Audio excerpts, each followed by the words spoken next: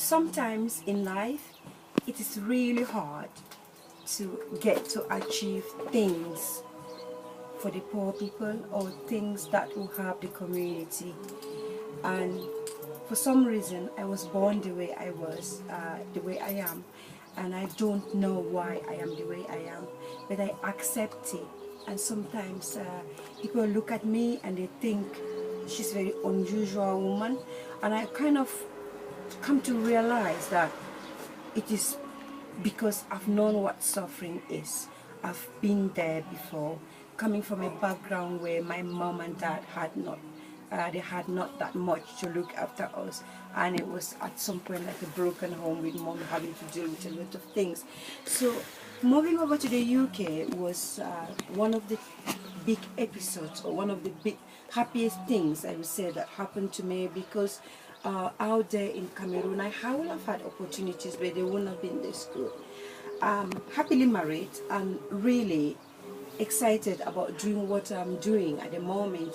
But one thing I learned recently was how to get out of your comfort zone to do the things that others don't want to do, or things that aren't really comfortable for you. A couple of months ago I saw the need for a public library in Kikaikelaki, which is my marital home. Cameroon is my home. Kikai is one of the villages in Cameroon. And growing up in Cameroon, we've never had, growing up as from a child, my childhood, I studied there, grew up there, but we never had access to a public library. Where the education system is different. You actually have to buy your books, from exercise books to what they call workbook to textbooks, and parents have to pay fees, parents have to buy a uniform and everything, which was not easy when I was growing up and having the background that I grew in. So my mom really struggled and gave up at some point, that I had to beg for people to help me. Now within the UK setting, last year I realized that books were going to recycle. Most books that were unwanted are being sent for recycling, for whatever. But because the system of education is evolving with the new technology, they're going more into internet and computer based, but Africa hasn't got that. So I saw the need of pleading and begging for these books to go towards a new public library in Kumbo, based in Kikaikelaki. And I choose Kikaikelaki. Why? Because I know that the people of this particular environment are ever so organized and coordinated when it comes to looking after things they've got. They have a credit union and they've looked after it. Everything started there, so they happen to be the way they are. So I wanted to use Kikaikelaki to have this library so that the many schools in Kumbo can benefit from that. Students can go borrow books and read, and a wide range of books is being supplied now, from primary to secondary, school of nursing, universities, accounting, whatever. Everything is in this. So I launched an appeal for this library, and when I started, I did not know exactly how this was going to work. I did not know how I was going to go about this, but I knew I had a heart to get this book library for Kikaikelaki in Cameroon. So I sent out an appeal for books and had donations. People started dropping books. I started going to car boot sales. I started going to jumbo sales. And what was impressive was when I actually went to a jumbo sales and I said to the lady selling books that I was buying books to start a library in Kikaikelaki in Cameroon, where they haven't got a public library. She just gave me the books. Okay, and to some other jumbo sales, they gave me the books for very cheap, at a very low cost, so which was really good. Then I got the books, and books kept coming and coming and coming, and then school stepped in, like Corpus Christi Primary School in Wolverhampton, St. Joseph Catholic Primary School in Darlington, all in the Black Country, St. Peter's School in Newcastle, and they just gave books, and friends were coming. Like a friend drew from London, God bless her, Berry Nafti, drew from London with a box of books to deliver for me. So they saw the need, they understand the need for this library. And at the end of the day, books were coming, friends were contributing. Heartlands Hospital were closing their library, but they couldn't release all the books, but they gave me a good number of books as well. My business consultant gave me books because our dad was getting rid of books. So I have got books. I got books, and it's good news to go to Kikaikelaki library. Now the question was, these books were there, all well nicely packed in boxes and labeled, ready to go. All these boxes here everywhere. In my hallway here, there are books. I've used my own energy and time to put them nicely. There are books in my kitchen. Boxes are all over the place. There are books next to my dining table, and it's all books and books at the back of the door. And all these books are meant to go to Cameroon. But now, I was struggling with the cost of shipping for these books. I had to think, yes, I live here in the UK. When I get the books, what happened? How can I get the books to Kumbo? Well, I started researching on a container. It came up that for me to get the books in a container from the UK to Cameroon, it was going to cost me about £5,000–6,000. I didn't know where I was going to get that sum of money from. And I wanted to do this as myself, but then I thought, yeah, I'll go for crowdfunding, okay? I went and applied for crowdfunding, and crowdfunding works in a particular way. I requested for a sum of 5,000 in crowdfunding, and crowdfunding did the project for me and launched it. And I was going to share this project to all my thousands friends and family and people that know me, which I shared this crowdfunding site, and people were supposed to pledge some money.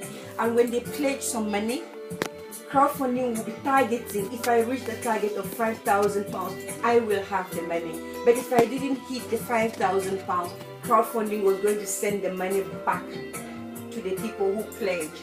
And unfortunately, in this case, upon all my friends and everything, how much I got on the crowdfunding, my target was £5,000, but I only had £60, which was a knock on the head for me. And at that stage, I thought, okay, maybe it's time I get to do something. What is my contingency plan? Being a motivational speaker, I've got my office, I go to work, but I came back and I thought, okay, I used to have this job in hospital, which was working as a nursing assistant for Heartlands Hospital, 3 hospitals, Good Hope, Heartlands and Solihull. When the project fell with the cost of shipping the container, I had no other option than to use this contingency planning. It was quite hard for me because I do not like working in the hospital. It is a big sacrifice for me. I'll tell you why. I don't like to work in the hospital just because I get really demotivated when I come across the dying. So the trauma of working as a nurse in a general hospital for me comes with the times for handover, when they hand over to the new set of staff, and there is this patient is that, and for me, sitting down and listening to all this explanation and going to come encounter to look after this patient, knowing that they have got terminal illnesses and all of that, it brings my mind back to my life history. Although I'm the motivator here, I find it hard to deal with that because I just remember my 6 brothers and sisters dying, and it's hard for me to deal with the dying. And that is why the hospital, working in the hospital has been difficult for me. I did it over the past years when I was growing up, when I was bringing up my children. It was what I had to do. But now that crowdfunding did not raise the funds I needed for the books to go to Kikaikelaki, I went back and I looked for my badge, and I looked for my uniform, and I phoned the NHS because at the end of the day, I had no problem with them. The job was 0 contract hours, and I could still always go back. So I phoned them and I said, can I come to work? And they said yes. So one of the sacrifices I had was, I always have long nails, I always For years and years I've been doing my nails, and I had to take them off and then get on the job and work. So I have been going to Hartman's Hospital, and I have been working there to raise money to ship the books to Kikaikelaki. And thank goodness I have got the money somehow, because I worked in the hospital. So to me, it was doing something that you don't really want to do to get to the heart of people that need that. And I know my community back in Congo need these books. So it has been a blessing for me to do this work at the hospital to raise the money. I sometimes go to my office during the day, come back home, sleep for 2 hours, and then go down to hospital and work all night from 7 to 7 a.m. I am also privileged to have a husband that has been so much in support, and talking about finances towards the library, towards the cost of shipping. I will not hesitate to say here that I worked that hard, and I had also an amount of £400 from the youth village in Newcastle to support the cost of this project.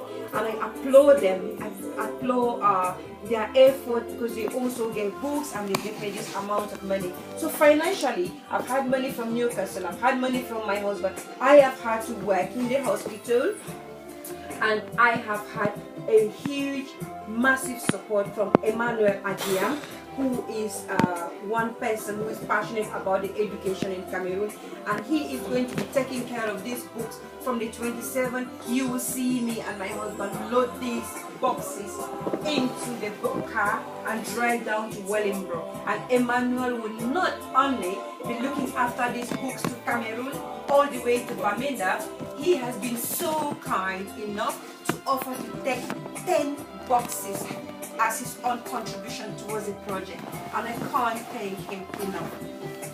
In total, I have got 50 boxes to go. That means Emmanuel is taking 10 boxes, so 4 to be worried about, and they will go nicely in a car.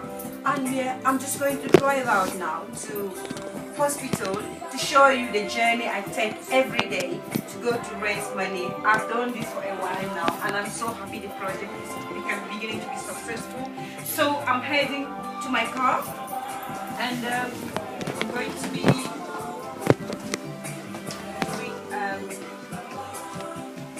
driving down to Heartlands now to show you my journey and how it all works.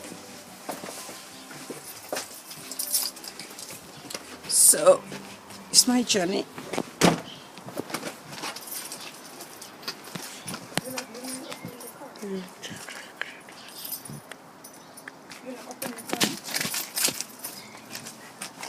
The front door.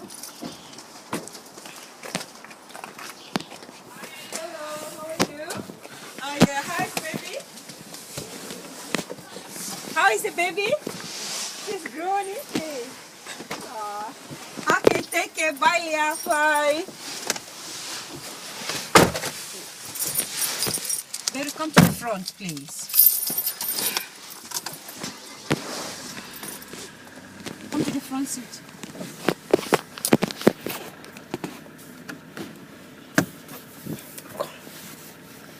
Ah, Jesus Christ.